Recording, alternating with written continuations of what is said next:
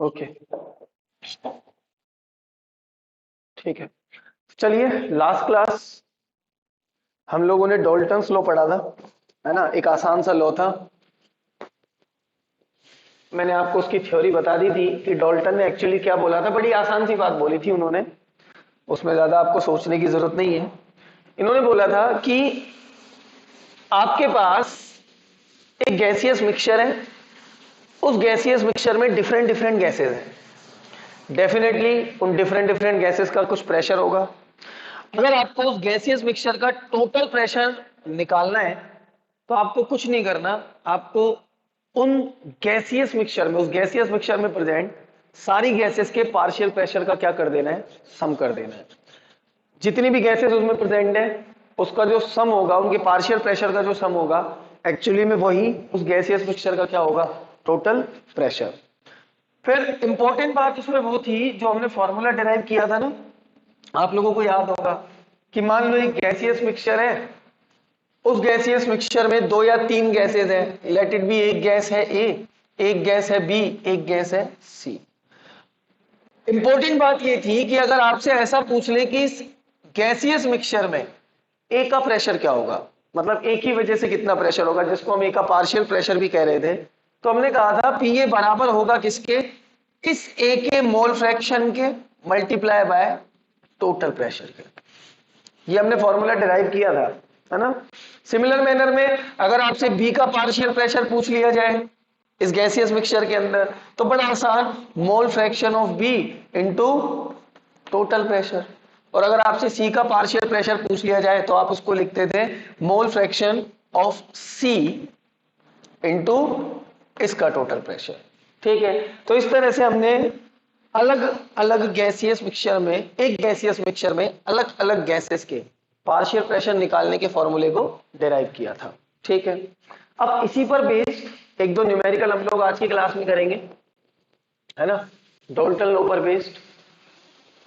तो न्यूमेरिकल करेंगे हम लोग, तो लिखें आप अपनी कॉपी में क्वेश्चन नंबर 1 लिखेंगे आप, जस्ट अ मिनट लिखो। इफ एयर, क्वेश्चन है if air at sea level, मतलब आप समुद्र के पास हैं और समुद्र के पास जो हवा है उसको खा रहे हैं, है ना। आपको उस हवा के बारे में कुछ उस एयर के बारे में कुछ इंफॉर्मेशन गिवन है, क्या कि if air at sea level the approximate composition,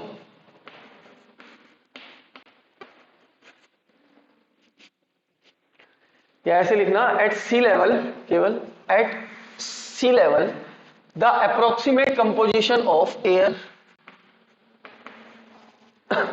is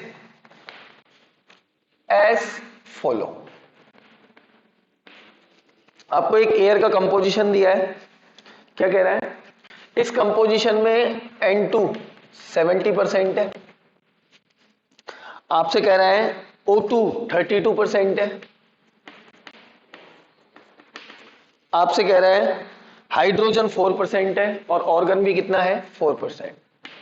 hydrogen 4% and organ भी कितना है, 4%। तो चार गैसेज हैं, है ना, एयर के अंदर सी लेवल के पास, एक तो नाइट्रोजन, एक ऑक्सीजन, एक हाइड्रोजन और एक ऑर्गन, है ना।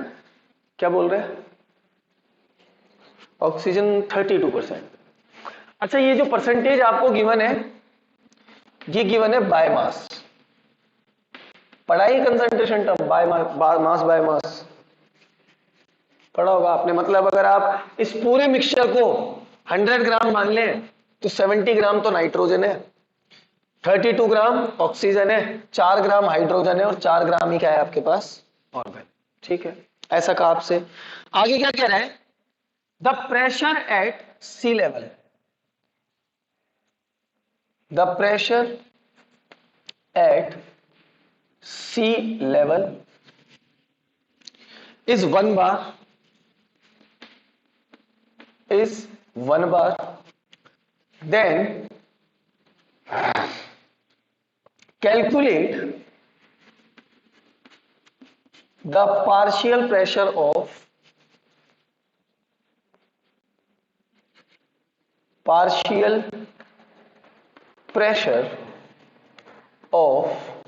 Nitrogen, oxygen, hydrogen and argon. बहुत आसान सा सवाल है, सीधा सीधा फॉर्मूला बेस्ड क्वेश्चन है। आपसे कहा है कि भैया सी लेवल की बात कर रहे हैं, सी लेवल पर एयर है और उस एयर में ये गैसेस प्रेजेंट हैं, ठीक है, इतना परसेंट वो, इतना परसेंट ये, इतना परसेंट हाइड्रोजन और इतना परसेंट ऑर्गन। फर्दर आपसे कहा है कि इन चारों गैसेस का मिला के जो सी लेवल पर प्रेशर है वो प्रेशर कितना है, 1 बार। ऑब्वियस सी बात है, जब सी लेवल के प्रेशर की बात कर रहा है, सी लेवल पर ये गैसेस का मिक्सचर परसेंट है, तो जो भी प्रेशर होगा इन चारों गैसेस की वजह से होगा। मतलब this is your P total. क्या है ये यहाँ पे टोटल प्रेशर कितना है, 1 बार। आपसे पूछ रहा है calculate the partial pressure of nitrogen, oxygen, hydrogen and organ. तो मैं कर रहा हूं इस सवाल को, छोटा सा सवाल है, देखें जरा, एक एक का पार्शियल प्रेशर निकालते हैं। सबसे पहले मैं निकाल रहा हूं पार्शियल प्रेशर ऑफ नाइट्रोजन। कैसे निकलेगा? हाँ बेटा,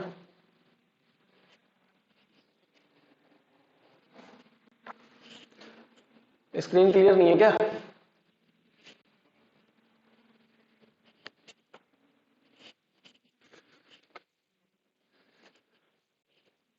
एक मिनट रुको, और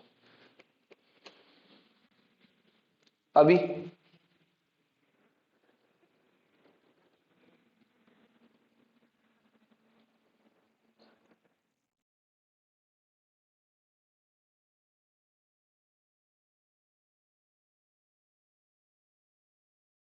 ठीक है, चलो। तो मैं क्या कह रहा था, पार्शियल प्रेशर ऑफ नाइट्रोजन मुझे निकालना है। यहां से कैसे निकालेंगे सर? तो फॉर्मूला सर आपने हमको बता दिया, क्या फॉर्मूला होता है, मोल fraction of nitrogen into total pressure. अब मुझे नाइट्रोजन का मोल फ्रैक्शन चाहिए बस, टोटल प्रेशर तो मुझे पता है।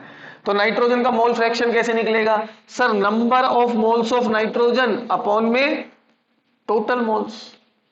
ऐसे ही तो निकालते हैं ना मोल फ्रैक्शन किसी का, भाई किसी कंपोनेंट का आपको मोल फ्रैक्शन निकालना है तो उसके मोल अपॉन में टोटल मोल, ऐसे निकालते हैं। अब नाइट्रोजन के मोल कितने हैं? क्या ये नाइट्रोजन के मोल है? ना, ये तो परसेंटेज गिवन है। क्या मैं यहां से नाइट्रोजन के मास को 70 ग्राम मान लूं? भाई एक बात बताओ, आपको ये कंपोजिशन गिवन है ना, कंपोजिशन भी उसने किस में गिवन दी है, बाय मास।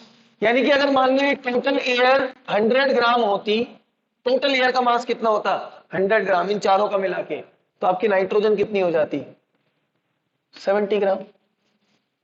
तो हम नाइट्रोजन का मास कितना मान सकते हैं, 70 ग्राम मान सकते हैं। अच्छा, नाइट्रोजन का मास अगर 70 ग्राम है तो given mass is 70, molar mass कितना होता है नाइट्रोजन का, 28।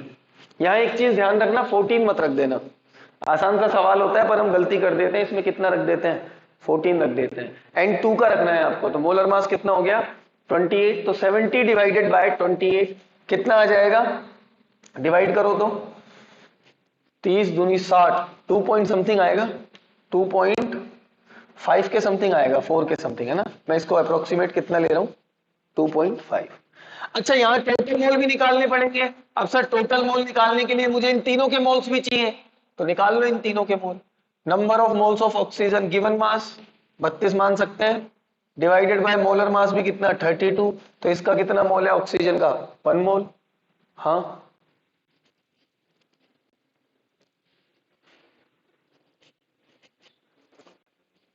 अच्छा ये कुछ उल्टा लिख दिया, ठीक है ठीक है, इसका 22 लिख लेना। ये तो 110 हो गया ना, 70 22, ठीक है 22, तो इसको कर लेना 22। तो अप्रोक्सीमेट 0.8 0.7 मोल के समथिंग आएगा, ये कर लेना।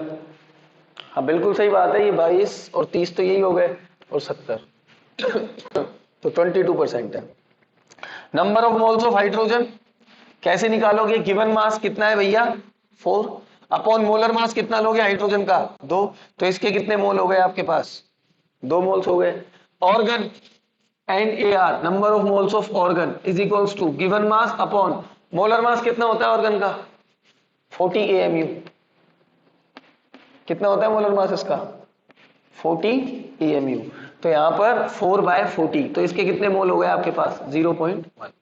नाइट्रोजन का निकालना है पार्शियल प्रेशर। तो sir partial pressure of nitrogen is equals to number of moles of nitrogen, कितने? 2.5। अप्रोक्सीमेट लिखे हैं मैंने, है ना? एक्चुअली में आप देख लेना कितने होंगे। 28 दूनी 56, नहीं ये सही है, एक्यूरेट ही है। 2.5 डिवाइडेड बाय, सम कर लो इन सबका, टोटल मोल्स आ जाएंगे आपके पास।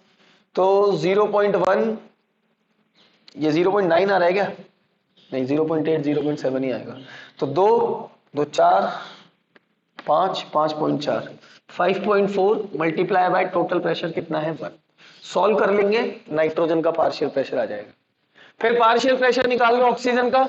तो partial pressure of oxygen is equals to oxygen के मोल सर कितने हैं? 0.8 डिवाइडेड बाय टोटल मोल, अभी कैलकुलेट किए थे 5.4 इंटू 1। ठीक है, आपसे पूछ लिया क्या? आपको बताना है किसके मोल्स बताना है? हाइड्रोजन के। तो हाइड्रोजन के मोल कितने हो जाएंगे? PH2 is equals to, hydrogen के मोल कितने? 2 डिवाइडेड बाय 5.4 मल्टीप्लाई बाय 1। और ऑर्गन का पार्शियल प्रेशर कितना हो जाएगा? ऑर्गन के मोल 0.1 डिवाइडेड बाय 5.4 इंटू 1। तो इस तरह से आप चारों के मोल निकाल सकते हैं। आपको अपना आंसर चेक करना है तो आप एक काम कीजिएगा, इन चारों के पार्शियल प्रेशर का सम कर लेना। इन चारों के पार्शियल प्रेशर का सम किसके बराबर आना चाहिए? टोटल प्रेशर के, विच इज 1 बार। कितना है यहां पे? 1 बार। बोलो कर लेंगे?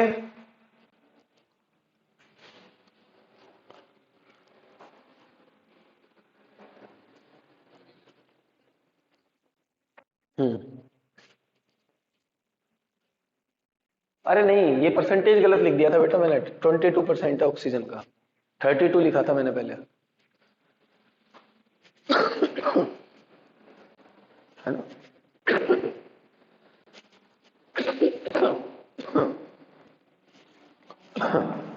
चलो, तो देखो सीधा ये तो फॉर्मूले पर एप्लीकेशन था, सीधा सीधा फॉर्मूला लग रहा है इनमें। बस आपको एक थोड़ा सा काम करना पड़ा कि मोल्स निकालने पड़े सबके।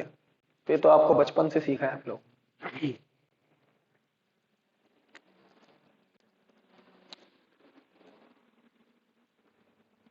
बेटाओ,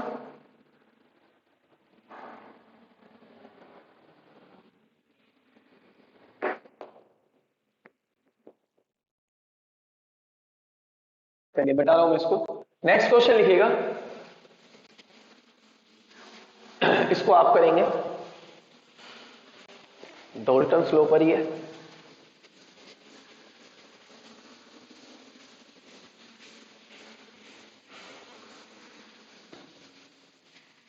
लिखो, a gaseous mixture contain, question लिखना,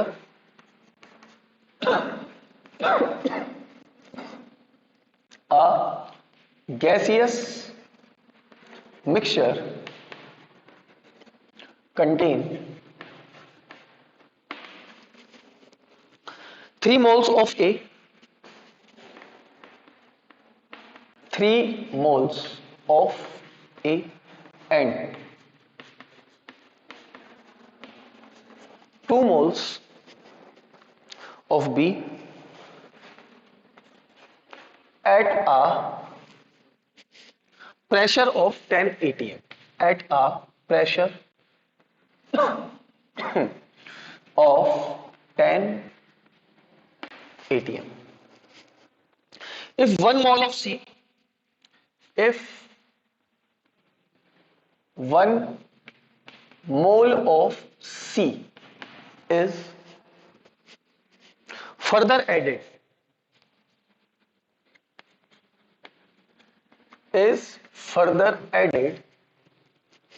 in the same container, in the same container at the same temperature, same container at the same temperature, then find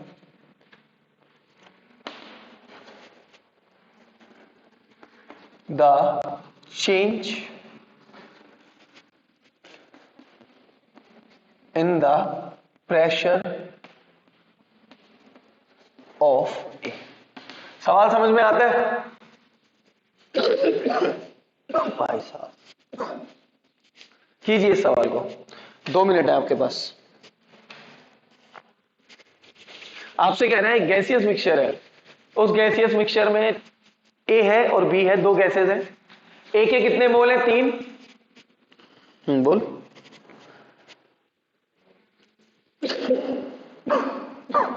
नहीं,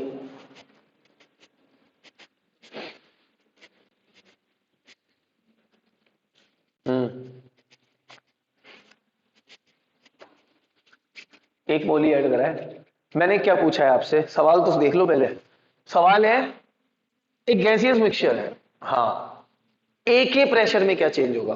केवल ए के प्रेशर में।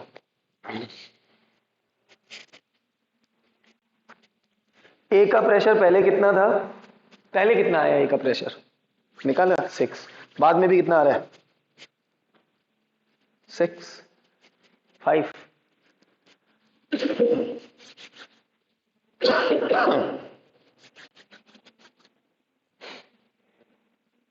कीजिए। एक तो नहीं है इसका आंसर। मुझे पता है क्या गलती करी है तूने। सवाल देखो, अ gaseous mixture contain 3 moles of A and 2 moles of B at pressure of 10 atm। ठीक है, ए और बी 2 गैसेस है, एक का प्रेशर कितना है? एक के मोल कितने हैं? 3। एक के मोल कितने हैं? 2। ठीक है, फर्दर इन्होंने क्या किया? उसी गैसियस मिक्सचर में 1 मोल सी और मिला दिया। अब 1 मोल सी मिला दिया तो ए का कुछ प्रेशर चेंज होगा, ऐसा वो कह रहे हैं। वो कह रहे हैं चेंज होगा, तो बताओ कितना चेंज होगा? ऑप्शन लिख देते हैं आपके सामने। फर्स्ट ऑप्शन तो ए ही है, क्या पता सही हो, 1 atm। Option B is 2 atm। Option C is 1.5 atm। चलो एक ऑप्शन ले लेते हैं, डी इज 0 atm।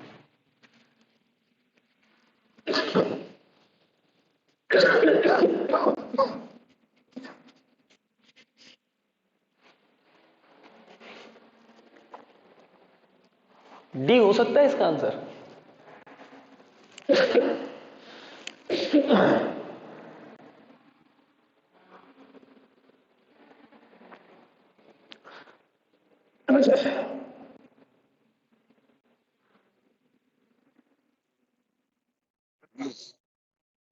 चलिए मैं कर रहा हूं इसको।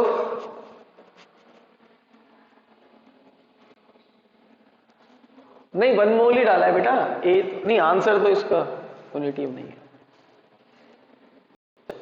तो 1 atm नहीं है इसका आंसर। मैं आपको बता दूं क्या हो रहा है गले को। मैं आपको बता दूं इसका आंसर 0 atm ही है। क्या कह रहे हो सर? हाँ, कोई चेंज नहीं होगा ए के प्रेशर में। आप लोगों ने गलती क्या की? सुनो, एक बात बताओ, पहले सवाल को समझना आराम से। आपके पास एक कंटेनर है, उस कंटेनर में 2 गैस है, ध्यान से समझना। एक है ए और दूसरी गैस कौन सी है? बी। वो कह रहा है ए के कितने मोल है? सर ए के 3 मोल है। और बी के कितने मोल है? सर बी के 2 मोल है। और इन दोनों गैसेस का प्रेशर मिला के जो प्रेशर आ रहा है वो कितना आ रहा है? 10 atm। क्या यहां तक बात समझ में आती है? कह रहा है ना कि B at pressure of 10 atm, मतलब इन दोनों का मिला के प्रेशर कितना है? 10 atm। अब फर्दर उसने क्या किया? फर्दर उसने एक और इसमें गैस मिला दी, विच इज सी। मतलब अभी तक ए और बी था, अब इसने सी और मिला दिया, तो अब क्या सिचुएशन होगी? देखो सिचुएशन देखना। इसका प्रेशर कितना है? सॉरी, 3 गैसेस आ गई, एक ए एक बी, ये तो पहले से ही है। अच्छा, उतनी है जितनी पहले थी? ऐसा तो नहीं है ना, घटा दी या बढ़ा दी। सुनो फिर से, मैं क्या कह रहा था? 2 गैसेस हैं ए और बी। एक गैस के 3 मोल है, दूसरी गैस के 2 मोल है। और वो कह रहा है बेटा क्वेश्चन में कि दोनों का मिला के प्रेशर कितना है 10 एटीएम। क्वेश्चन ही पढ़ा है मैंने और कुछ नहीं किया, अभी तो क्वेश्चन ही पढ़ रहा हूं। पीए और पीबी दोनों मिलाकर कितना है 10 एटीएम। उसके बाद उसने कहा कि हमने यहां पर एक गैस और मिलाएंगे विच इज सी। अच्छा, सी को मिलाने के बाद अब इस मिक्सचर में क्या हो जाएगा, तीन गैसेस हो जाएंगी ए प्लस बी प्लस सी। मुझे एक बात बताओ, क्या अभी भी इस गैस का प्रेशर, इस मिक्सचर का प्रेशर 10 एटीएम रहेगा? ऐसा तो कुछ बोला ही नहीं है उसने कि टोटल प्रेशर चेंज नहीं हुआ है। अरे क्या अभी भी इसका, इस मिक्सचर का जो ओवरऑल प्रेशर है वो 10 एटीएम ही रहेगा या बदल जाएगा? बदल जाएगा। आपने क्या किया, आपने अभी भी इसको 10 एटीएम लिया। सर कितना हो जाएगा इसका प्रेशर, कितना हो जाएगा इसका? लगा लो भैया। कैसे लगा सकते हो, एक बात बताओ। टेम्परेचर कांस्टेंट है, सही है, वॉल्यूम कांस्टेंट है, भाई कंटेनर की बात कर रहे हैं। देखो क्या कह रहा है कि further added in the same container, अब उसी कंटेनर में मिलाना है, मतलब वॉल्यूम कंटेनर का सेम ही रहेगा, चेंज तो होगा नहीं। तो वॉल्यूम भी कैसा है आपका, कांस्टेंट है, सही है। और ऑब्वियसली सेम कंटेनर है तो टेम्परेचर भी हम कांस्टेंट ही मानेंगे। तो क्या इसके लिए मैं ये लगा सकता हूं P1V1 is equals to P2V2। अभी मैं केवल नया नया जो मिक्सचर बनाया ना उसका प्रेशर निकाल रहा हूं। अभी जो नया यहां पर मिक्सचर बनाया मैं उसका प्रेशर निकाल रहा हूं। I am sorry, P1V1 is equals to P2V2 नहीं। क्या लगा सकते हैं हम इसमें, देखना जरा, PV is equals to nRT। इसके लिए लिख दिया मैंने P1V1 N1 R1 T1। और इसके लिए क्या लिख सकता हूं, P1V2 हाँ P2V2 is equals to N2R T2। क्या क्या सेम है, R सेम है, कट जाएगा। टेम्परेचर सेम बता रहे हैं सर, वॉल्यूम सेम बता रहे हैं, तो क्या आ जाएगा यहां से P1 upon N1 is equals to P2 upon N2। पहले का प्रेशर कितना था 10 एटीएम, नंबर ऑफ मोल्स कितने थे बताओ, 3 और 2 5, 5 थे ना, divided by 5 is equals to, नया प्रेशर कैलकुलेट कर लो इस मिक्सचर का, P2 अपॉन में N2 कितना है, एक मोल मिलाया ना आपने इसमें, तो N2 कितना हो जाएगा आपका 6।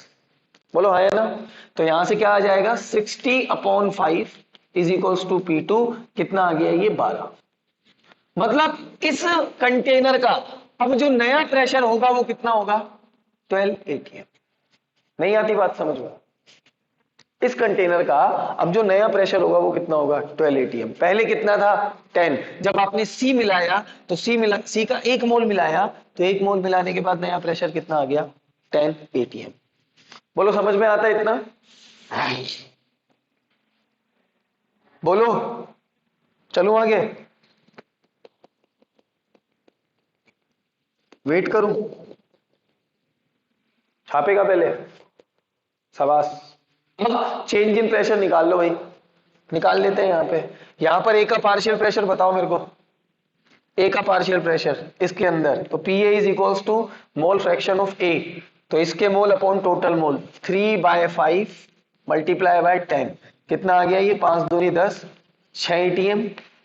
इसके अंदर ए का पार्शियल प्रेशर कितना होगा, तो P A is equals to कितना है, इसके मोल तो अभी भी इसके कितने हैं 3, तो 3 डिवाइडेड बाय टोटल मोल कितने हो गए 3 + 2 + 1 6 हो गए क्या, 6 मल्टीप्लाई बाय 12, तो ये कितना आ गया 6 एटीएम।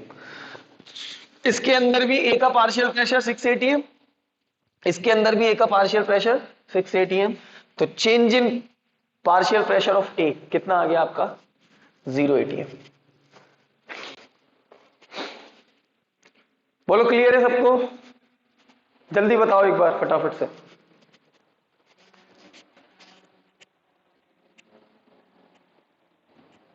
बाकी सब सो रहे हैं क्या,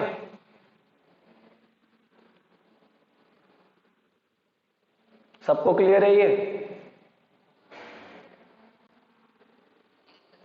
तो फिर बोलो ना फिर। यहां ये ध्यान रखना है कि भैया एक नया प्रेशर आ जाएगा सॉल्यूशन का भी।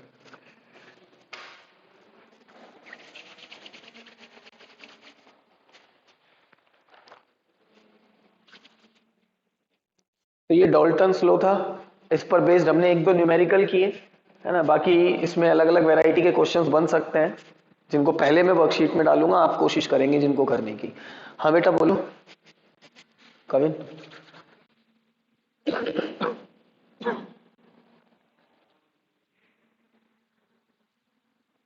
हाँ ऐसा हो सकता है अगर दूसरी गैस तुमने निकाल दी है तो। बाकी अगर तुमने गैस मिलाई है तो देखो, कोई गैस निकाली नहीं है, खुद से सोचो। ये रूम है, रूम, इस रूम में ऑक्सीजन है, इस रूम में नाइट्रोजन है, ठीक है। अब तुमने क्या किया, एक गैस मिला दी और ऐड की है, तो डेफिनेटली प्रेशर इंक्रीज करेगा पहले से। न्यूमेरिकल के पॉइंट ऑफ व्यू से दे दें, देखें तो अगर वो आपसे कह रहे हैं कि प्रेशर चेंज नहीं हुआ है, टोटल प्रेशर अभी भी उतना ही है, देन तो ओके, अदरवाइज तो प्रेशर चेंज होगा। जैसे यहां पर आपसे कहा नहीं, अगर मैं यहां पर ये कह देता ना आपसे कि ऐड किया, ऐड करने के बाद कंटेनर का प्रेशर अभी भी उतना ही है, और ऐसा तभी पॉसिबल है जब कोई गैस निकल भी गई हो। समझ रहे हो मेरी बात को? प्रैक्टिकली तो ऐसा तभी पॉसिबल है जब कोई गैस निकल भी गई हो। अगर केवल ऐड किए तो प्रेशर तो चेंज होगा। अब वो क्वेश्चन में कहते हैं कि नहीं, प्रेशर आपको उतना ही रखना है, देन डिफरेंट है, तब आपको उतना ही लेके चलना पड़ेगा। अदरवाइज तो कुछ नहीं करना, अदरवाइज तो P1/N1 is equals to P2/N2 लगाओ।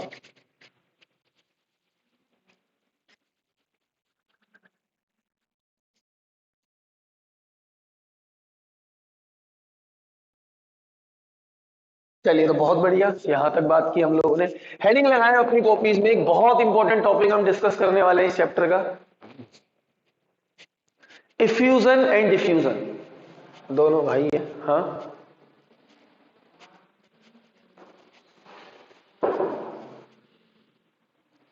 कितना रह गया बैटरी?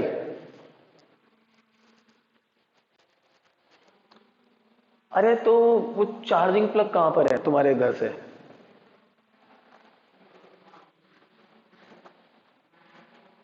कितनी दूर है? जाके बैठ वहां पे, चेयर लगा बढ़िया एकदम, क्या दिक्कत है? एडजस्ट करना पड़ता है जिंदगी में थोड़ा बहुत यार। तो एक काम कर, मेरे से पावर बैंक ले जा, यही रखा है मेरा। अरे चार्ज चार्ज लगा ले बेटा, ऐसा थोड़ी है कि चार्ज नहीं लग सकता फोन।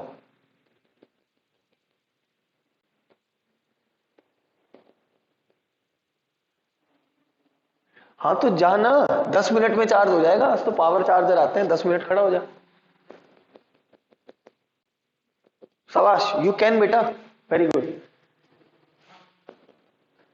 चलिए मिटा रहा हूं इसको। हेडिंग लगाओ अपनी कॉपीज में, इफ्यूजन एंड डिफ्यूजन। ये क्या है भाई, है दोनों, इफ्यूजन एंड डिफ्यूजन। चल इसका थ्योरी पढ़ जा, फिर 10 मिनट के लिए चला जाना, न्यूमेरिकल कराऊंगा मैं उसके बाद। इफ्यूजन एंड डिफ्यूजन, ये क्या है?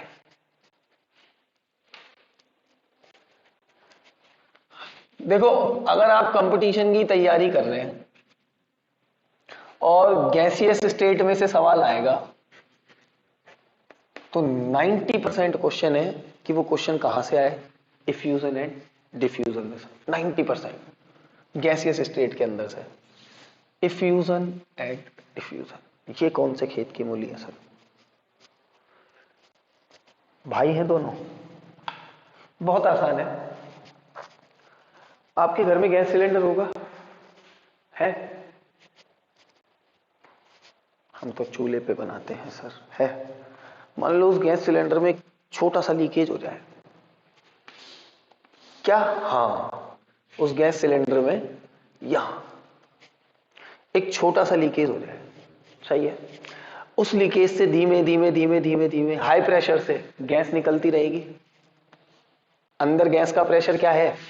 गैस है ना बहुत सारी अंदर, भाई हाई प्रेशर पर गैस भरी जाती है आपके सिलेंडर में, पता है ना आपको। तो हाई प्रेशर पर गैस भरी हुई है और उस हाई प्रेशर पर से ये छोटे से होल से गैस बाहर निकल रही है। बस इसी फिनोमिना को हम क्या कहते हैं? इफ्यूजन। क्या कहते हैं? इफ्यूजन। बहुत आसान सी चीज है कि गैस का हाई प्रेशर से किसी छोटे से होल से पास होना, छोटे से होल से निकलना, फ्लो करना, क्या कहलाता है? इफ्यूजन कहलाता है, ठीक है।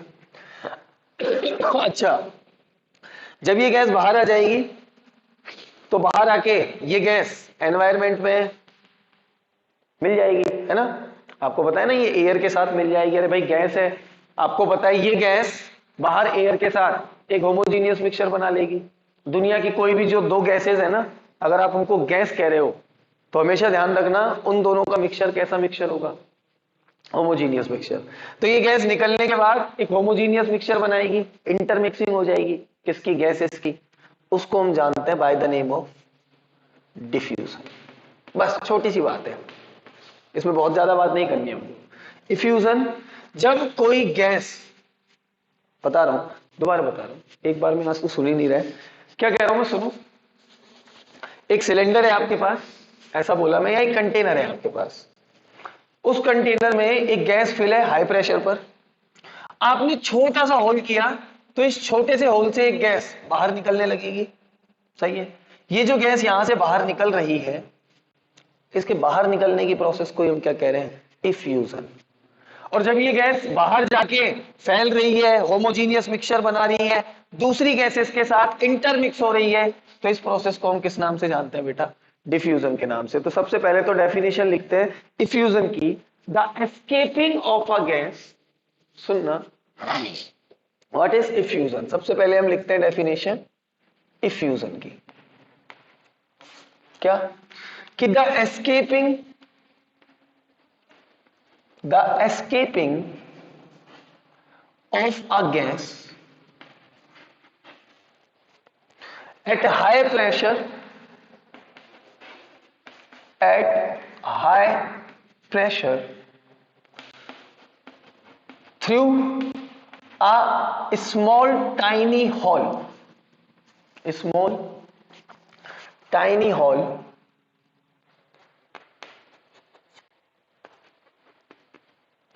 called diffusion। बहुत आसान सी बात है, is called diffusion। एक छोटे से होल से गैस का एस्केप करना हाई प्रेशर पर क्या कहलाता है बेटा, डिफ्यूजन। ठीक है, डिफ्यूजन क्या है, डिफ्यूजन की डेफिनेशन भी लिख ही लेते हैं। तो देखो डिफ्यूजन बचपन में भी आप लोगों ने पढ़ा है और अभी भी मैं आपको बता रहा हूं, ध्यान से सुनना। क्या होता है डिफ्यूजन, वो गैस बाहर आ गई, बाहर आके एनवायरमेंट में अब वो घुलने लगेगी, सही है, बस वही प्रोसेस क्या कहलाएगी, डिफ्यूजन। अच्छा सुनो, क्या आपको उस गैस को घुलने के लिए आपको कुछ करना पड़ेगा, एक बात बताओ मेरे को, या खुद से घुलेगी। वो उस कंटेनर में से बाहर आई, कंटेनर में से बाहर आई तो आपको कुछ करना पड़ेगा उसको घोलने के लिए, ना, खुद से घुलेगी। तो मतलब द स्पॉन्टेनियस, अब इस वर्ड का मतलब जानते हो आप, शायद थोड़ा बहुत जानते हो, अल्दो हम इस वर्ड को डिटेल में पढ़ेंगे थर्मो के अंदर। वेरी गुड, अपने आप से कोई चीज होती है तो the spontaneous intermixing, the spontaneous intermixing of gaseous, वैसे तो देखो सभी शो करते हैं, लिक्विड भी शो करते हैं, हम ये गैसेस के रेफरेंस में पढ़ रहे हैं तो उसी की बात करेंगे। The spontaneous intermixing of gaseous particles is called diffusion, is called diffusion। ठीक है, जो गैसियस पार्टिकल हैं उनकी स्पॉन्टेनियस इंटरमिक्सिंग क्या कहलाएगी, डिफ्यूजन। अच्छा दूसरी किताबें कुछ ये डेफिनेशन भी लिख देती हैं, शायद आप लोगों ने पढ़ी हो, इसको भी थोड़ा एक्सप्लेन कर देते हैं हम लोग। इस थ्योरी से हमें कुछ ज्यादा लेना देना नहीं है, कुछ मिलेगा नहीं, पर किताबें लिखती हैं तो बता दे रहा हूं मैं आपको। आपने पढ़ा होगा कि the movement of gaseous particle from their higher concentration, पढ़ा है ना, their higher concentration to their lower concentration is also known diffusion. हाँ एक ऊपर वाली बात है यार, इंटरमिक्सिंग हो रहे हैं, lower to their lower concentration is called diffusion। The movement of gaseous particle from their higher concentration to their lower concentration is called diffusion. जैसे मान लो आपके पास इस कंटेनर में एक गैस है ऑक्सीजन, ऑक्सीजन का इस कंटेनर में प्रेशर रिलेटेड भी कितना है, 4 एटीएम है, और बाहर प्रेशर ऑक्सीजन का अभी मैं मान के चल रहा हूं कितना है, 0 एटीएम। तो ऑक्सीजन इस कंटेनर से कहां जाने लगेगी, बाहर जाने लगेगी। प्रोसेस क्या कहलाएगा, डिफ्यूजन कहलाएगा। अब वही बात है, बाहर जाके क्या होगी, इनकी इंटरमिक्सिंग। भाई और भी गैसेस होंगी ना, चाहिए ऑक्सीजन और गैसेस के साथ क्या हो जाएगी, इंटरमिक्स हो जाएगा। तो आप ऐसा कह दो कि intermixing of gaseous particle it's called diffusion. एक ही बात है, नोट करो, लिख दो फटाफट। हाँ बोलो बोलो। हाँ ये भी स्पॉन्टेनियस ही होता है, बस होल करना पड़ेगा ही, उसके बाद तो स्पॉन्टेनियस है ये बिल्कुल। हाँ यहाँ एक चीज थोड़ा सा आपको ध्यान रखनी है जो कि आपके न्यूमेरिकल्स में काम आ सकती है, क्या कि effusion is always followed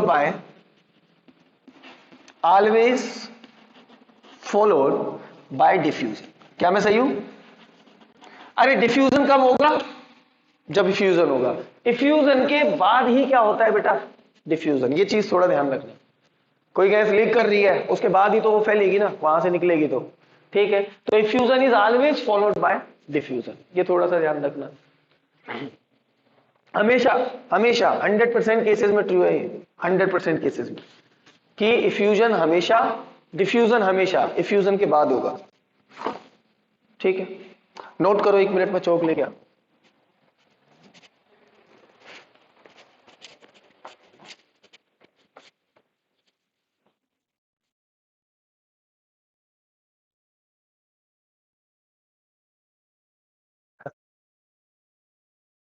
thank you sir.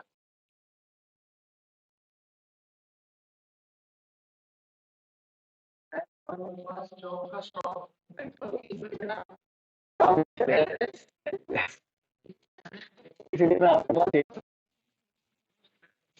Thank you.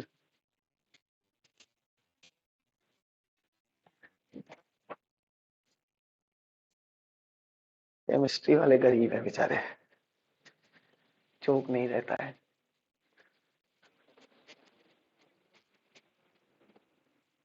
हाँ बेटा,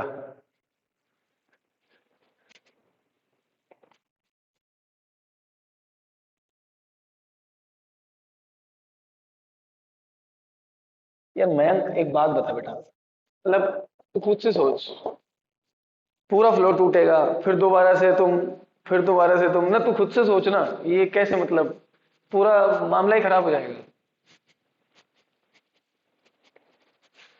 अरे पढ़ने वाले बच्चे वापस आ जाएंगे, जो नहीं पढ़ते हैं वो नहीं आएंगे, तो पढ़ेंगे भी नहीं। बेटा थोड़ा सा मेहनत कर लेना, 5 मिनट वहां खड़ा हो जा, क्या फर्क पड़ रहा है, कर ले थोड़ी सी मेहनत, या फिर 10 मिनट रुक जाए, अभी फिर 10 मिनट रुक जाए, इसको मैं कंप्लीट करा देता हूँ, है ना। 10 मिनट बाद छोड़ दूंगा, 10 मिनट के लिए।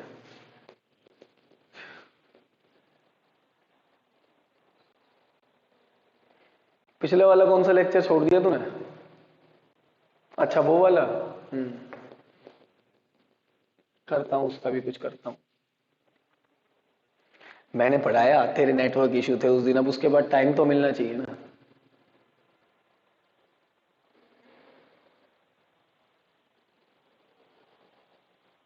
ठीक है भाई, आई एम सॉरी। चलिए, लिखा सबने? रिकॉर्ड कर रखा है, कर रहा हूं, रिकॉर्डिंग चल रही है साथ में।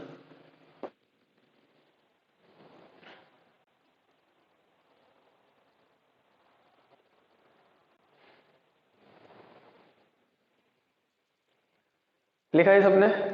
2-3 बातें यहां से, एक तो इफ्यूजन का डेफिनेशन, डिफ्यूजन का डेफिनेशन, ठीक है। साथ में ये थोड़ा सा ध्यान रखने की चीज है कि effusion is always followed by diffusion, बस। बाकी तो हम बात करते ही रहेंगे। अब देखो इनकी डेफिनेशंस, हाँ ठीक है, पढ़नी चाहिए, पढ़ ली हमने, पढ़नी पड़ती है, पर इनकी डेफिनेशन में हमें बहुत ज्यादा इंटरेस्ट नहीं होना चाहिए। हमें तो इनसे रिलेटेड न्यूमेरिकल करना है, और हमें डिफ्यूजन में भी इंटरेस्ट नहीं है, बहुत ज्यादा बात करूं तो। एक्चुअली में हमारा इंटरेस्ट होता है बेटा रेट ऑफ डिफ्यूजन में। किसमें इंटरेस्ट होता है? रेट ऑफ डिफ्यूजन में, है ना। तो आप इसके बाद हेडिंग लगाएंगे अपनी को, ये रेट ऑफ डिफ्यूजन में। देखो एक चीज समझना पहले तो, मैं एक लाइन बोल रहा हूं, बताना सही है कि गलत है। जितना ज्यादा इफ्यूजन का रेट होगा उतना ज्यादा डिफ्यूजन का रेट होगा, या जितना ज्यादा इफ्यूजन होगा उतना ज्यादा डिफ्यूजन होगा। सही है? कह सकते हैं ना हमेशा भाई, इफ्यूजन जितना ज्यादा होगा ऑब्वियसली गैसेस डिफ्यूज भी उतनी ज्यादा होंगी। ठीक है, हम बात करने वाले हैं रेट ऑफ डिफ्यूजन के बारे में, और रेट ऑफ डिफ्यूजन के बारे में बात कर रहे हैं तो रेट ऑफ डिफ्यूजन की बात भी हो गई, समझो दोनों एक दूसरे के जैसे ही हैं। तो रेट ऑफ डिफ्यूजन कैसे बताएं रेट ऑफ डिफ्यूजन को? एक बात बताओ, जब आप किसी चीज की रेट की बात करते हो तो किसके रेस्पेक्ट में करते हो? टाइम के रेस्पेक्ट में। बोलो हाँ है ना? किसके रेस्पेक्ट में बात करते हो? टाइम के रेस्पेक्ट में बात करते हो। बस वही बात करनी है हमको। मान लो एक कंटेनर है, इस कंटेनर में मैंने यहां से एक लीक कर दिया, छोटा सा, है ना, होल कर दिया, इसमें गैस भरी हुई है। अब ये गैस यहां से निकल रही है, ये गैस यहां से निकल रही है, रिलीज हो रही है। इसका रेट क्या है? क्या मैं ऐसे डिफाइन कर सकता हूं कि पर सेकेंड कितनी गैस यहां से एस्केप हो रही है ना? वो इसका रेट ऑफ इफ्यूजन होगा, और इसका रेट ऑफ डिफ्यूजन भी वही होगा। कह सकता हूं ना मैं कि यहां से कितनी जल्दी ये गैस जो है पर यूनिट टाइम में कितनी ज्यादा ये गैस जो है वो डिफ्यूज या इफ्यूज हो रही है, उसी को मैं रेट ऑफ डिफ्यूजन या इफ्यूजन कह दूं। बोलो जल्दी से, कह सकते हैं? नहीं आई बात समझ आई? अच्छा सुनो, अब आप कह रहे हो कि सर पर यूनिट टाइम में कितनी गैस यहां से इफ्यूज या डिफ्यूज हो रही है, उसको आप कहोगे रेट ऑफ इफ्यूजन या रेट ऑफ डिफ्यूजन। मुझे एक बात बताओ, कितनी गैस इफ्यूज या डिफ्यूज हो रही है, ये कैसे कैसे निकाल सकते हो? सर एक तो हम वॉल्यूम के रेफरेंस में ये बात कर सकते हैं कि गैस का कितना वॉल्यूम निकल रहा है ना, पर यूनिट टाइम में इस कंटेनर के अंदर से। दूसरा सर आप यही बात किसके रेफरेंस में कर सकते हो? मोल्स के रेफरेंस में। किसके रेफरेंस में कर सकते हो? मोल्स के रेफरेंस में। तो रेट ऑफ डिफ्यूजन डेफिनेशन क्या लिख सकता हूं मैं कि the volume of a gas diffuse in per unit time, per unit time is called the rate of diffusion, is called the rate of diffusion। मतलब मैंने बात की है किसके रेफरेंस में? वॉल्यूम के रेफरेंस में। रेट ऑफ डिफ्यूजन, अगर डिफ्यूजन की बात कर रहे हैं तो this will known as rate of diffusion. Sir formula क्या हो जाएगा? अच्छा, रेट ऑफ डिफ्यूजन और डिफ्यूजन को हम रिप्रेजेंट करते हैं आर से। यहां जो स्टैंडर्ड सिंबल है इसका इस चैप्टर में वो आर ही लेके चलते हैं हम लोग। तो R इज इक्वल्स टू क्या हो जाएगा सर? V upon time. लिख सकते हैं हमेशा पर यूनिट टाइम में कितना वॉल्यूम गैस का एस्केप हो रहा है, कितना वॉल्यूम गैस का डिफ्यूज हो रहा है, उसको हम क्या कहेंगे? Rate of diffusion. सर साथ में हम बात कर सकते हैं in the reference of moles, ऐसे भी तो बात कर सकते हैं कि एक सेकंड में इसके 4 मोल एस्केप हो रहे हैं, एक सेकंड में इसके 5 मोल एस्केप हो रहे हैं, एक सेकंड में इसके 10 मोल एस्केप हो रहे हैं यहां से, उसको भी तो हम इसका रेट ऑफ डिफ्यूजन कह सकते हैं। या डिफ्यूजन की बात कर रहे हो तो एक सेकंड में 4 मोल गैस डिफ्यूज हो रही है, 5 मोल, तो एक और डेफिनेशन आ सकती है, वो किसके रेफरेंस में होगी? मोल्स के रेफरेंस में। तो वहां से मैं क्या लिख सकता हूं? देखो ध्यान से, मैं लिख सकता हूं the volume, sorry the moles, the number of moles of a gas, the number of moles of a gas diffuse in per unit time, per unit time is called rate of diffusion। यहां से अगर लेंगे formula तो formula बन जाएगा sir R is equals to N by T। तो ये दो फॉर्मूले आपको थोड़े से ध्यान रखने, क्या कि दो रेफरेंस में आप एक डिस्टेंस के रेफरेंस में और हम बात करते हैं, उसको हम बाद में देखेंगे, है ना। अभी तो हम दो फॉर्मूले पढ़ रहे हैं कि एक कंटेनर में से एक गैस निकल रही है तो डिफ्यूजन की बात दो तरह से की जा सकती है, इन टर्म्स ऑफ वॉल्यूम, बात की जा सकती है in terms of mole. In terms of volume के केस में V/T, in terms of moles के केस में N/T। नोट करो इसको अपनी कॉपी में फटाफट, नोट करो इसको। क्या बेटा? हाँ, दोनों के लिए, इफ्यूजन के लिए भी, डिफ्यूजन के लिए भी। देखो इधर भाई, यहां पर गैस भरी है, मैं कह रहा हूं यहां से N मोल इफ्यूज हुए छोटे से होल से। तो बेटा एक बात बताओ, डिफ्यूज कितने मोल होंगे? N मोल ही तो होंगे, समझ रहे हो? अगर N मोल इफ्यूज हुए हैं तो N मोल ही डिफ्यूज होंगे, तो दोनों के लिए सही है। जितना ज्यादा इफ्यूजन होगा उतना ज्यादा डिफ्यूजन हो जाएगा।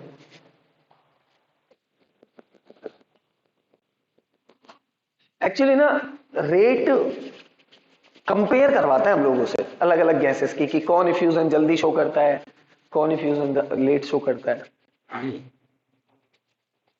हमको एक्चुअली कंपेयर करना सीखना है दो गैसेस को। दो गैसेस दे देगा आपको, पूछ लेगा किसके लिए रेट ऑफ इफ्यूजन ज्यादा है या रेट ऑफ डिफ्यूजन ज्यादा है, किसके लिए रेट ऑफ डिफ्यूजन कम है। अब यहां से पूरा, हाँ बेटा बोल दे अब। टाइम, मैं कह रहा था आप लोगों से, अब यहां से पूरा लेक्चर ना आगे का हम डिफ्यूजन के रेफरेंस में चलाते हैं, ठीक है? आप समझ जाना, इफ्यूजन के लिए भी सेम कहानी होगी, समझ रहे हो? बार बार बदल रहे हैं वर्ड्स को, कंफ्यूजन हो जाएगा। पूरा लेक्चर चलाते हैं डिफ्यूजन के रेफरेंस पर। तो मैं आपसे ऐसा कह रहा था कि हम लोगों को एक्चुअली में दो गैसेस का रेट कंपेयर करना आना चाहिए, डिफ्यूजन का। और उस रेट को कंपेयर करने के लिए एक साइंटिस्ट आए पिक्चर में, नाम था उनका ग्राम।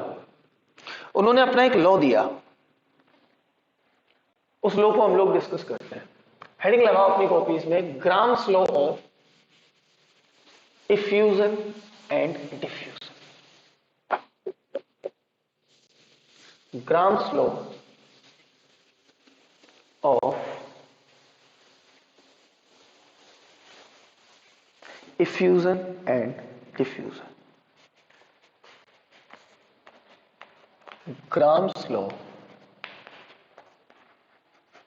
Of effusion and diffusion. क्या कहा ग्राम ने? ग्राम ने कुछ नहीं कहा, बहुत आसान सी बात बोली। क्या? सुनो, मान लो आपके पास ये एक वॉल है, एक दीवार है, इधर से मैंने एक गैस पास कराई, हाइड्रोजन, ठीक है? और सेम डिस्टेंस से मैंने इधर से एक गैस पास कराई, ऑक्सीजन। पहले कौन पहुंचेगी इस दीवार पर? सेम डिस्टेंस पर है दोनों, हाइड्रोजन की ऑक्सीजन।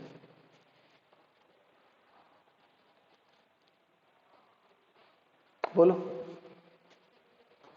इसमें कौन सा क्या क्या लगाने लगता है? बोलो भाई, हाइड्रोजन पहुंचेगी, दोनों सेम टाइम पे पहुंचेगी। आपको इस दीवार पे पहुंचानी है, पहले कौन पहुंचेगी? अरे हद हो गई भाई, हाइड्रोजन पहुंचेगी ना, हल्की होती है भाई। मोलर मास कितना होता है इसका? अच्छा, मेरी आवाज नहीं आ रही? मेरी आवाज नहीं आ रही है? ओके, रुको एक मिनट, अभी वॉइस सही कर देते हैं। आ रही है ना? रीजॉइन करूं क्या अगर वॉइस लैग कर रही है तो?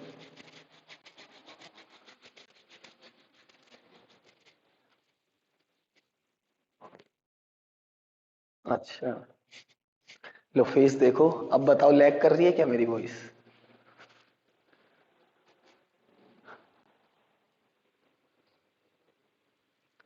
कर रही है? कोई ना, रीजॉइन कर लेते हैं, कौन सी बड़ी बात है। तो इतने सोचो कि कौन सी गैस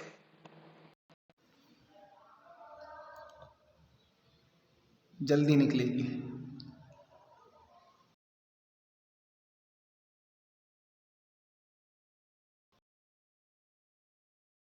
हाँ, अच्छा ये तो फ्रंट कैमरा हो गया, बैक कैसे करा जाए? हो गया। पता है बेटा, माइक ऑफ है मेरा, अब ऑन है। बताओ, जो मैं पूछ रहा था आपसे कि दो गैसेस हैं, हाइड्रोजन और ऑक्सीजन, कौन सी गैस पहले पहुंचेगी? दोनों सेम डिस्टेंस पर है। अब आवाज आ रही है? लैग तो नहीं कर रही वॉइस? कौन सी गैस पहुंचेगी बेटा? हाइड्रोजन, हल्की होती है। इसमें कौन कौन से लॉजिक लगाने लग गए तुम लोग? हल्की होती है तो ऑब्वियस सी बात है, सेम डिस्टेंस पर है तो पहले पहुंचेगी, है ना? बस यही ग्राम स्लो है। ग्राम ने क्या बोला? ग्राम ने बोला कि कोई गैस जितनी ज्यादा हल्की होगी ना, बस यही ग्राम स्लो है, कोई गैस जितनी ज्यादा हल्की होगी उसका डिफ्यूजन का रेट उतना ज्यादा होगा, उतनी जल्दी यहां पहुंच जाएगी, उतनी जल्दी क्या हो सकती है? वो डिफ्यूज हो सकती है। तो बहुत सीधा सा लो है कि कोई गैस जितनी ज्यादा हल्की, उसके चलने की जो रेट है, उसके जो चलने की रेट है वो उतनी ज्यादा होगी, उसके डिफ्यूजन की रेट भी उतनी ज्यादा होगी। That's it. क्या कहा था? अगर मैं यहां से मैथमेटिकल फॉर्मूला, डेफिनेशन खुद से लिख लेना इसकी, है ना? ग्राम स्लो ने क्या बोला था? कुछ नहीं, कि जितनी हल्की गैस उतना ज्यादा उसके चलने की रेट, उतना ज्यादा वो क्या शो करेगी? रेट ऑफ डिफ्यूजन, या उतना ज्यादा वो क्या करेगी? डिफ्यूजन या इफ्यूजन। ठीक है। कहा क्या था इन्होंने? एक्चुअली में क्या कहा था सुनना, इन्होंने बहुत छोटी सी बात कही। इन्होंने कहा कि एट कांस्टेंट टेम्परेचर, मतलब आप टेम्परेचर को क्या रखें? कांस्टेंट रखें। आप प्रेशर को क्या रखें? बेटा कांस्टेंट रखें। अगर ये दोनों कांस्टेंट है तो इन दोनों को कांस्टेंट करने के बाद जो रेट ऑफ इफ्यूजन है वो इनवर्सली प्रोपोर्शनल होगी by the square root of molar mass of that gas. बस यही ग्राम स्लो है। कहा ना, जितनी हल्की गैस उतना ज्यादा रेट ऑफ डिफ्यूजन, जितनी भारी गैस उतना कम rate of diffusion. Are you getting the point? क्या कह रहा हूं मैं? बहुत सीधी सी बात, बहुत सीधी सी, कि भाई ये क्या है? Under root M. What is M? It is the molar mass of that gas. यही तो बताएगा ना कि गैस हल्की है कि भारी है। This is the molar mass of gas. बहुत सीधा सा लॉ दिया इन्होंने कि rate of diffusion is inversely proportional to the square root of a gas, है ना? Square root of the molar mass of the gas. समझ में आती है बात मेरी? यहां से हम ऐसा कह सकते हैं, हाँ बोलो। वापस कह रहा था कि the rate of diffusion is inversely proportional to the square root of molar mass of the gas. मतलब जितना ज्यादा किसी गैस का मोलर मास होगा, जितना ज्यादा किसी गैस का मोलर मास होगा उतना कम उसका रेट ऑफ डिफ्यूजन होगा। वो उतनी कम घुलेगी, उतने धीमे घुलेगी एनवायरमेंट के अंदर, उतना ही धीमा वो होमोजीनियस मिक्सचर बनाएगी। समझ में आती है बात मेरी? मान लो गैस है ई, सुनना, हमने कहा इस गैस का मोलर मास कितना है? m1, सही है। और इस गैस का रेट ऑफ डिफ्यूजन कितना है? r। एक गैस है बी, उस गैस का मोलर मास लेट भी हमने कितना माना है? m2, और उस गैस का रेट ऑफ डिफ्यूजन कितना है? r2।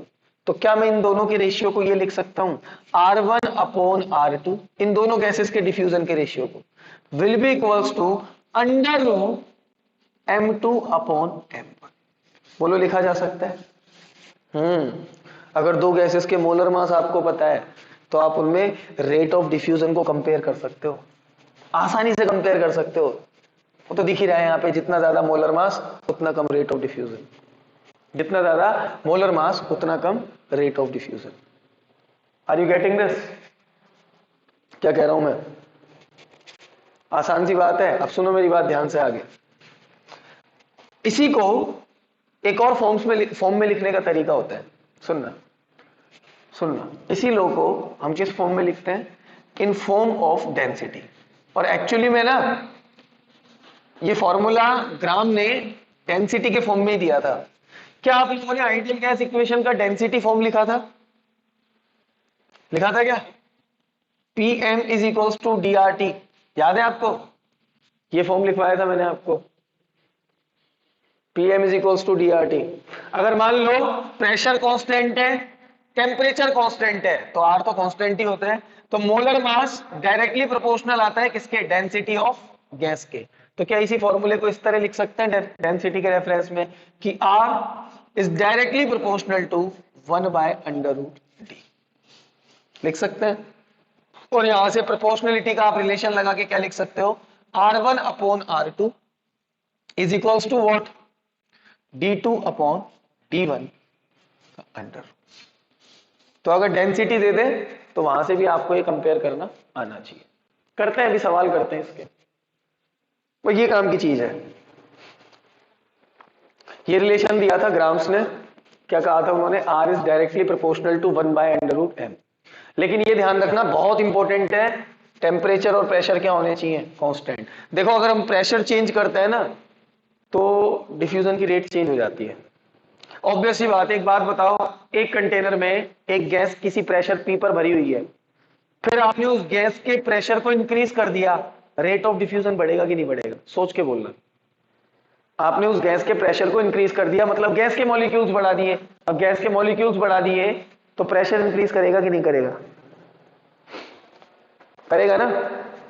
टेम्परेचर पर भी करती है। सोचो आपने एक पर्टिकुलर टेम्परेचर T पर एक कंटेनर में एक गैस भर रखी है, डिफ्यूजन कर रही है वो गैस, बढ़िया एकदम घुल रही है। आप उसका टेम्परेचर इंक्रीज कर दो कंटेनर का, वो गैस के पार्टिकल एस्केप नहीं करने लगेंगे, बाहर नहीं जाने लगेंगे। उस कंटेनर के लिए तो उस कंटेनर में तो डिफ्यूजन की रेट डिक्रीज कर जाएगी उस गैस की। नहीं आई बात समझ में?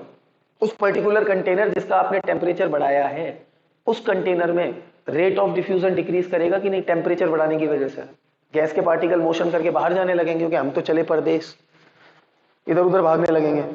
समझ पा रहे हैं आप मेरी बात को, क्या कह रहा हूं मैं? तो आपको कांस्टेंट टेम्परेचर रखना है, आपको कांस्टेंट प्रेशर लगना है, तभी ये फॉर्मूला अप्लाई होगा। अदरवाइज तो अगर टेम्परेचर और प्रेशर कांस्टेंट ना हो तो एक्चुअल जो फॉर्म थी ना वो कुछ इस तरह से थी कि R is directly proportional to PA/, में √TM।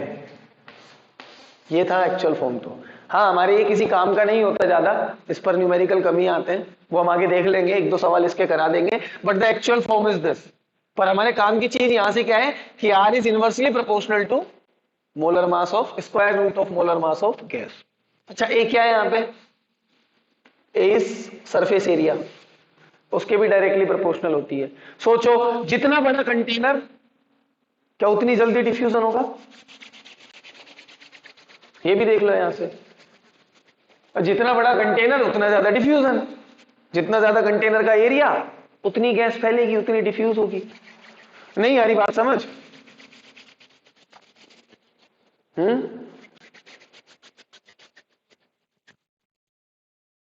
अरे बोलो भाई। हाँ हाँ, मतलब अगर मैं एक पर्टिकुलर कंटेनर की बात करूं, एक कंटेनर में डिफ्यूजन की एक पर्टिकुलर एरिया में, जैसे इस कमरे का मान लिया मैंने, अब बस इस कमरे में डिफ्यूजन को देख रहा हूं, बाकी तो एरिया, किसी एरिया का कोई सिग्निफिकेंस है ही नहीं, इसलिए यहां पर लिखता भी नहीं है वो, क्योंकि आप एनवायरमेंट में बात कर रहे हो। अब एनवायरमेंट का एरिया थोड़ी ना निकालेंगे, बात सही है तेरी, एरिया का सिग्निफिकेंस नहीं है। पर मैं तुझे बता रहा हूं कि जैसे एक छोटा कमरा है, एक बड़ा कमरा है, अगर उन दोनों में कंपेयर कर लिया हमने डिफ्यूजन को, समझ रहे हैं कि इन दोनों में से डिफ्यूजन कहां ज्यादा होगा, बाकी सारी कंडीशन सेम है, प्रेशर सेम है, टेम्परेचर सेम है, मोलर मास भी सेम है, मतलब गैस भी सेम है, और कमरे का एरिया अलग अलग है, तो जिस कमरे में एरिया ज्यादा है वहां डिफ्यूजन ज्यादा हो पाएगा, रेट ऑफ डिफ्यूजन ज्यादा होगा। बाकी इसका एरिया का सिग्निफिकेंस होता ही नहीं है, लेकिन हाँ फॉर्मूले में है। बाकी काम की चीज क्या है? काम की चीज है ये, यहां से यहां पहुंचे और आपको इसका डेंसिटी फॉर्म भी पता होना चाहिए। अल्दो डेंसिटी पर बहुत रेयर है आपसे सवाल पूछे जाएं, सवाल इसी से पूछे जाते हैं, ठीक है। R1/R2 is equals to √M2/M। ठीक है, तो नोट करें अपनी कॉपी में और फिर हम इसके कुछ क्वेश्चंस करते हैं फटाफट से। लिखे,